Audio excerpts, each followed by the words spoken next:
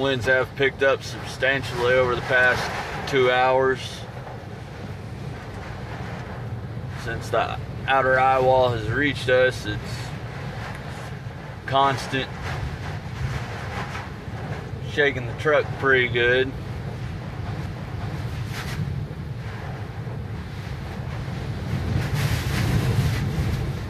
Real heavy rainfall. It's almost a wall of water out there.